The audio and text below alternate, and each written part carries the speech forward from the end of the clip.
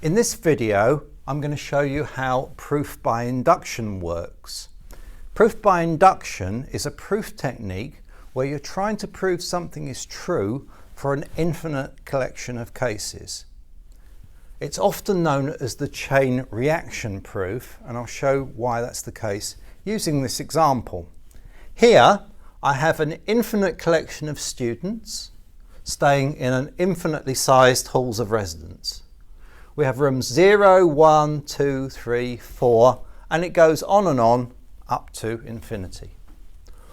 What I'd like to show is that all of these students get a curry. And the way that I'm going to show that is by two rules. The first rule simply says the first student gets a curry.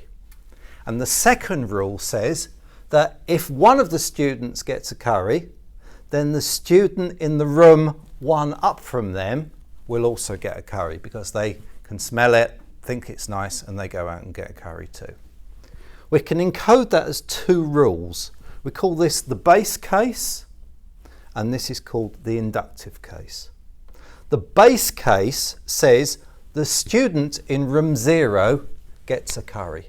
So let's give them a curry. There we are. And it smells nice. And the nice smell is wafting along the corridor. The inductive rule, the second rule, says if the student in room K gets a curry, then the student in room K plus 1 also gets a curry. So in other words, if the student in room K, which is one of these rooms, gets a curry, the one in the room next door to them, one up the corridor, will also get a curry. So we can apply that to any pair of rooms along the chain.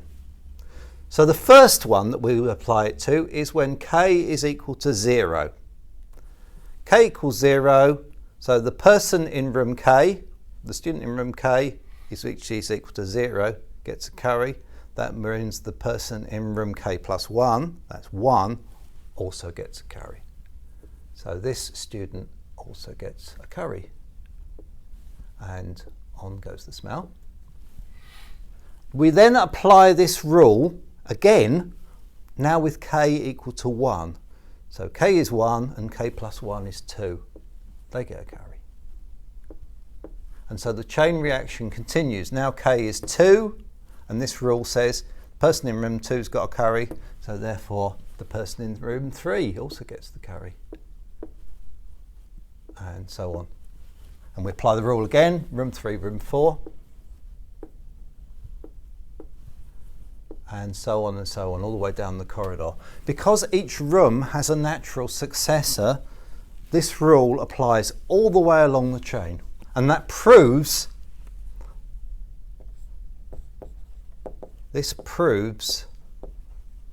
that every student gets a curry.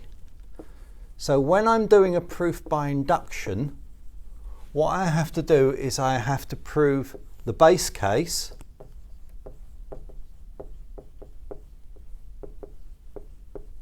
and I have to prove the inductive case. The way that I prove the inductive case is to assume that the case for K is true and prove that that must be the case. It must be the case that the case for K plus 1 is true. I'll show you now with an example. So I'm now going to give you an example of proof by induction, and what I'm going to try to prove is that the sum of the first n members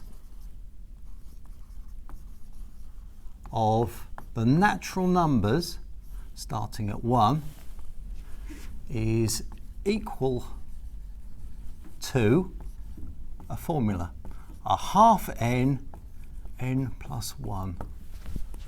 So to start with, let's make sure that we understand what the conjecture is trying to say, and let's do an example of it.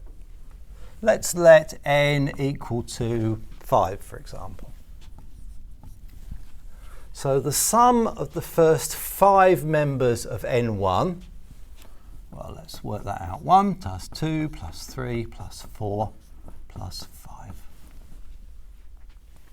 And the conjecture says that this is equal to 1/2 times n plus 1.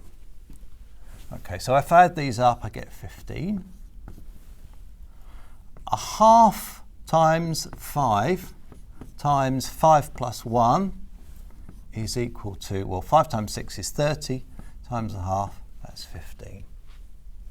If you play snooker, you might have realised that this is the number of red balls in the rack, in the triangle, at the beginning of the game, because it's 1 plus 2 plus 3 plus 4 plus 5. And if you had a bigger game of snooker, you could use this formula to work out how many balls there would be. For example, if you had 6 rows of reds, 7 rows of reds, or whatever.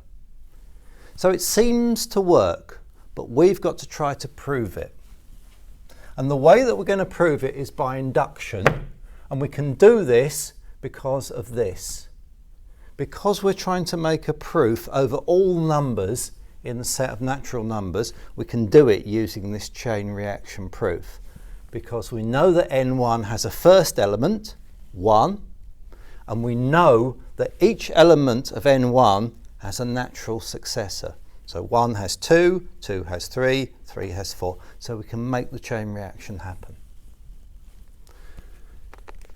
So a proof by induction goes in 2 steps. The first step is called the base case. What we do is we consider what's the smallest possible value of n for which this formula makes sense. What's the first case? It's equivalent to the first student in the infinite line of rooms. So the base case here, I reckon the smallest sensible case is n is equal to 1.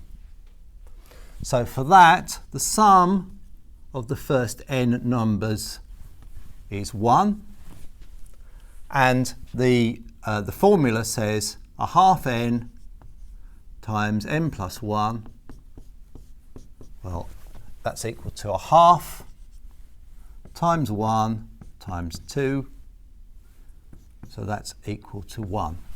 So the sum is equal to 1, the formula says 1, I've proven it for the base case, and so that means I've got the chain reaction going. I've proven it for the first case. What I've now got to show is the first case implies the second implies the third implies the fourth implies the fifth, and so on. And the way that I do that is by proving that in general, if case k is true, k plus 1 is also true. This is called the inductive rule. So the inductive case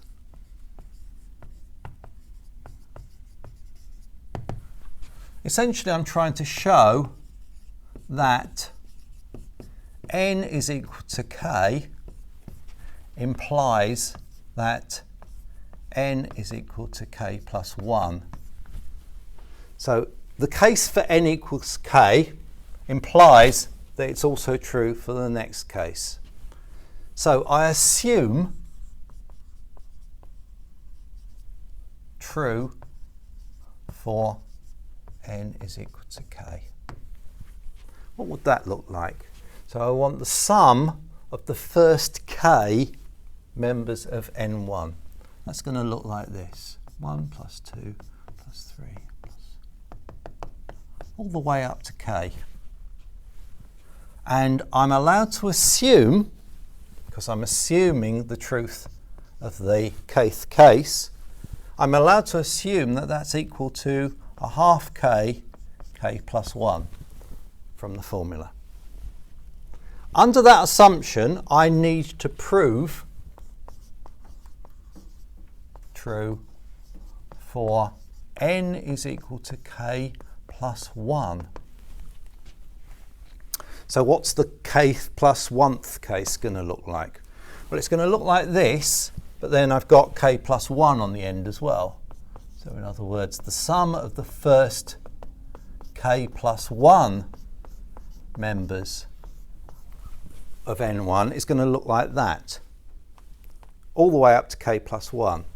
And what I'm trying to do, I'm going to put an equals here to show that's what I'm trying to prove. Is that equal to, well, I've got to plug n is equal to k plus 1 into that formula. Is that equal to a half times k plus 1 times k plus 2? Now, it's not obvious at the moment that this is indeed the case. But the first thing that I can do is I can use my assumption, and I can use it really profitably to get rid of this lump of the expression. You'll notice there's a dot, dot, dot in there. I can't do anything with that because I can't really manipulate that dot, dot, dot. But I can get rid of it because all of that stuff there is the same as that. So the fact that I've got this here and that I can assume it's equal to that means that I can substitute that value in for that in this expression, and that's going to really help me. So I write this as 1/2 k plus 1, and then I bring this k plus 1 down here. K plus 1. Is that equal to a half k plus 1 times k plus 2? Now it's looking a bit more promising because I've got no dot, dot, dot in there. It looks like all I've got to do is to multiply out these brackets and see what the expressions are. So let's do that. So on this side, I've got 1/2 k squared there, plus 1/2 k. So let's write this down. 1/2 k squared. So that's that bit. Then it's 1/2 k plus 1/2 k plus k plus 1. And I can simplify that a little bit further because I've got a half k here and another k here. So that's 1/2 k squared plus 3 over 2k plus 1. So that's the left-hand side simplified. Let's do the other side. First of all, I'll multiply out the brackets. So I've got 1/2 all times, and then if I multiply k plus 1 by k plus 2, I get k squared plus 3k plus 2. That's what I get if I multiply that bit. And then I multiply through by the half, 1/2 k squared plus 3 over 2k plus 1. And I now notice that both sides are exactly the same. So this is no longer a question mark. I've proven the base case, and I've proven the inductive case. Assume it's true for n equals k.